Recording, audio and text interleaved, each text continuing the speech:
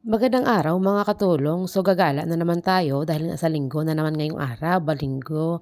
So ito na nga, nasa liplabi na nga tayo ng kondo. So ito, nangahalongkat naman muna tayo bago umalis or lumabas dito sa may kondo. Kasi nga i-check natin kung kumpleto na ba yung bitbit natin. Tingnan nyo lahat ng mga cards inilabasan ng katulong nyo. Kasi nga gusto niya kasing i-confirm kung talagang bitbit niya yung lahat. Kasi nga parati na lang kasing merong wala dyan sa bag ng katulong nyo eh. And of course mga katulong, kailangan natin ni-check kung may budget tayong bitbit, ba-budget. Kahit na wala namang pera yung katulong, yung importante is meron siyang pangkain doon sa may labas, maya kahit na sa simbahan na mapupunta yung katulong nyo. Pero just in case lang, kasi hindi talaga yung maiwasan na sometimes may mabibili tayong mga pagkain or kahit mga ano-ano pa doon sa labas.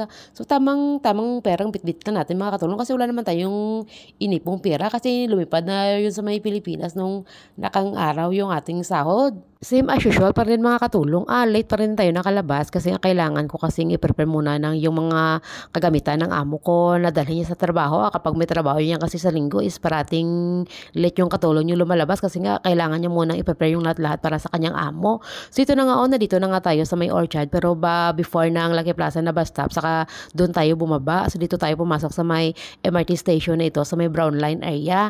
So dito tayo dadaan dito tayo mag-connect papunta sa red line na MRT station na pagsakyan natin. So hindi na tayo dumaan doon sa may Ayun Orchard Shopping Mall. So dito na tayo dumaan sa may mahabang tunnel na ito. Pero napaganda talaga mga katulong yung tunnel na dinadaanan natin. Ng mga ilang escalator yung binabaan natin. 'Di ba? Sobrang lalim talaga kung saan tayo ngayong banda.